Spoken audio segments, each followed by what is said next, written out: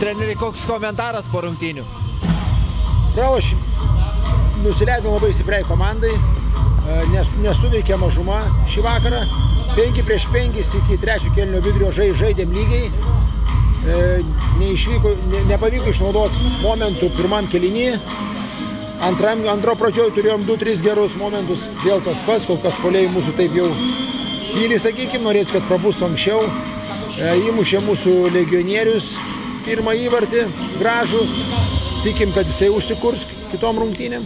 Tai, sakykime, pats lūžis didžiausias buvo šiuose rungtynėse, tai mūsų mažuma. Jie išnaudojo viską, mes neišnaudojom, tai tuo ir skiriasi šios rungtynės, sakykime. Tuo skiriasi nuo pergalės ir panašiai. Tai kovingumas buvo labai geras, komanda buvo čia, žaidė prieš labai stiprų varžovą.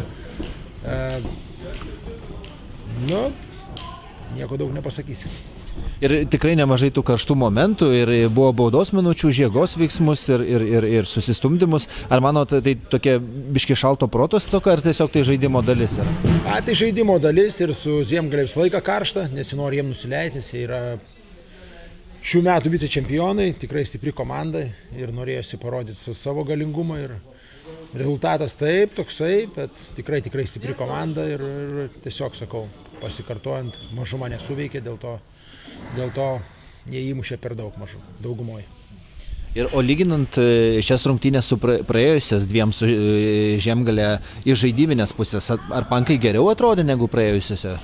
Tai praeitas buvo labai panašus, gal nesakyčiau šios, man patiko labiau, tiesiog mes neišnaudojam progų, o jie įmušė daugumoje, kaip ir sakau, daugumoje, visa kita kovingumas buvo čia, tai tiesiog pritrūko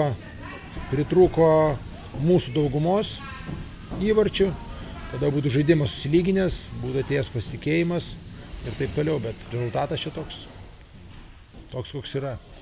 Ir dabar šiek tiek daugiau negu savaitę pertraukome ir tuomet susitikimas su Prizma, tai turbūt gana reikalinga pertrauka pasiruošti prieš galimai įveikiamą iššūkį, ar ne? Taip, tai tam ruošiamės, Prizma galimai tikrai įveikiamas varžovas.